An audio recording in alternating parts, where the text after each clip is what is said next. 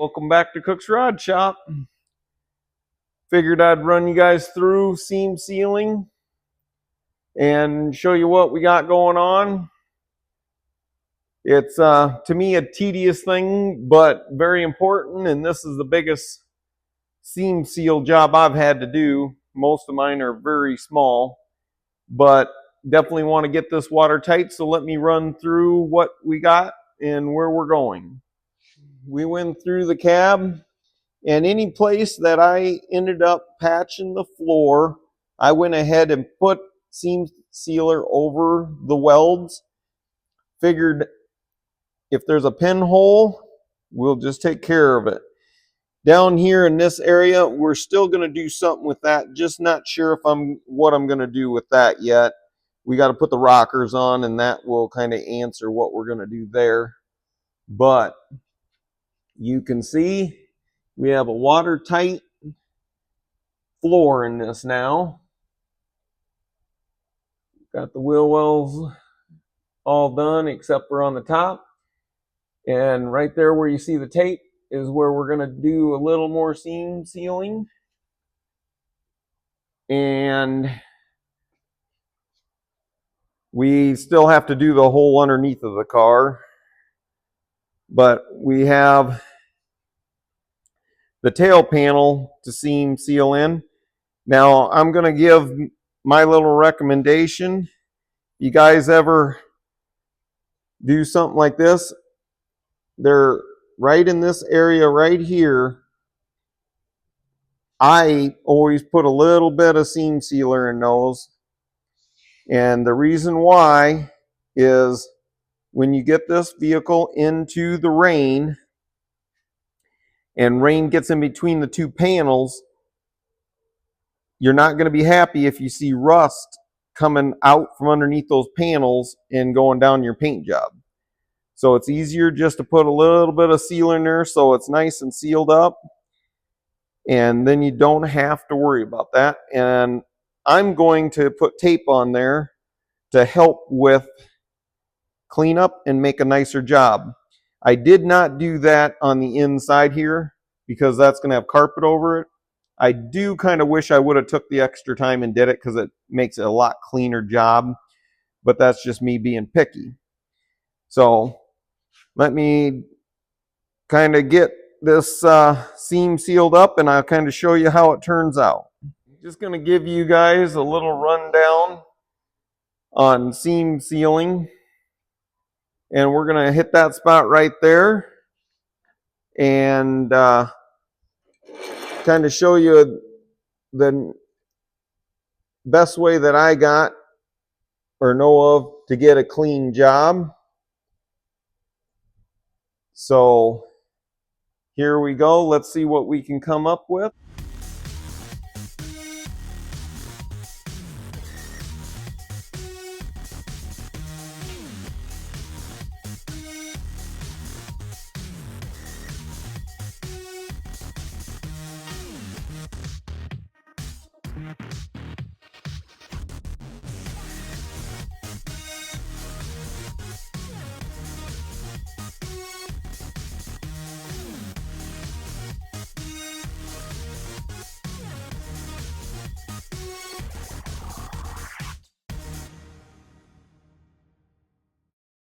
Get that all in there, and then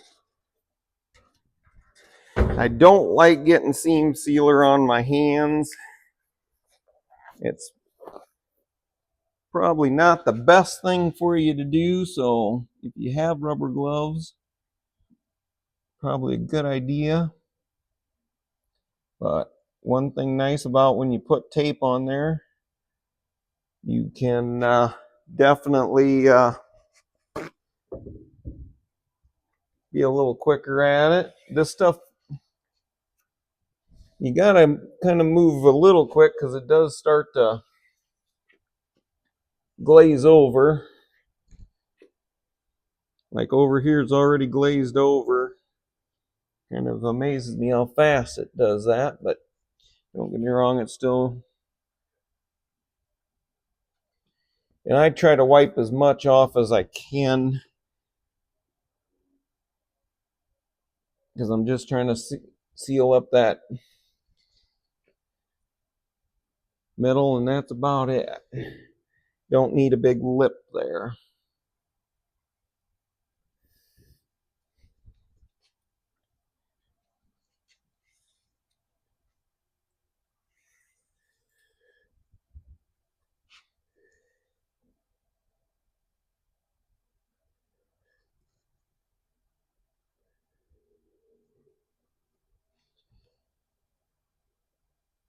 Could have put less on, that would have helped, but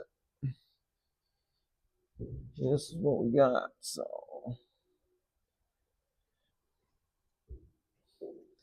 now the only other thing we got to figure out is how to come in here and get that all sealed off.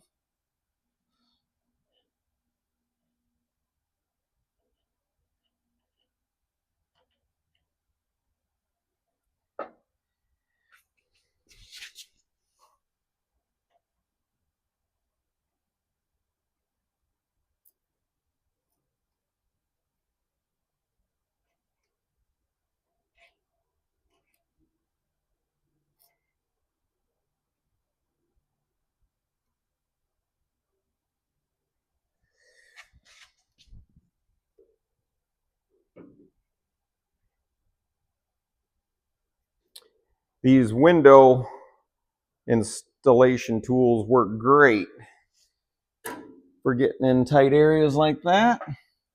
And then come in here and try not to get it all over yourself, but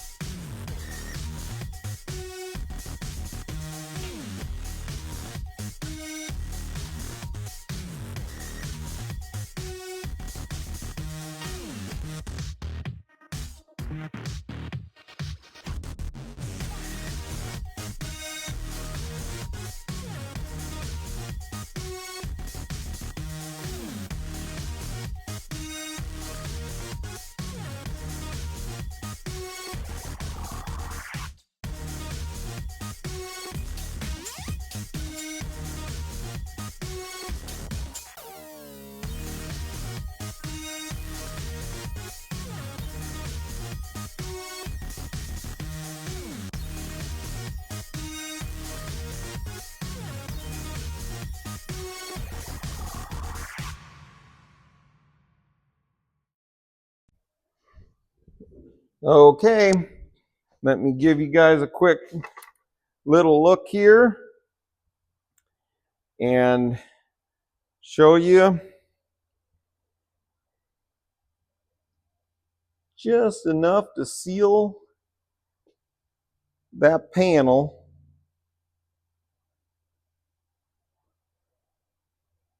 so you don't ever have to worry about rust coming out and bleeding down your paint job. So that's kind of the way I do it. And like I always say, if it doesn't work, I know who's going to have to fix it. So let me get on to the next part and we will show you where we end up. Okay, the body is back off for numerous times. I don't even know how many now. Now we have to go underneath here and seam seal all that, because otherwise dirt's going to get up in there and just cause it to rust. So we will get up in there and we will seam seal all the openings and voids. And that is going to take a whole lot of time, and it's all upside down work. So not looking forward to this, but got to get her done. Underneath the car's all seam sealed up. I know it's terrible lighting,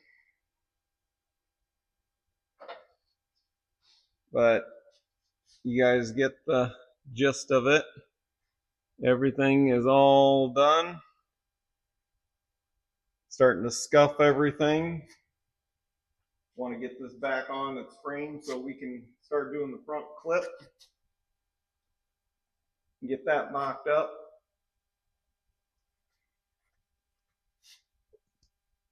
So got about half the floor done up there towards the front. You can see he's not done yet. We will be working on that, and then we can touch up the epoxy paint and get this thing back on the frame. Okay, just kind of wrap it up. We're gonna get this finished sanding again, like I said, and we are going to touch up the epoxy just so we don't have anything flash rust. And so thanks again for following along with this build, and this is just part of building a car. So this is the biggest floorboard I've ever had to do. So let me tell you, it's definitely been a little bit of a challenge for me. So please like, comment, and subscribe.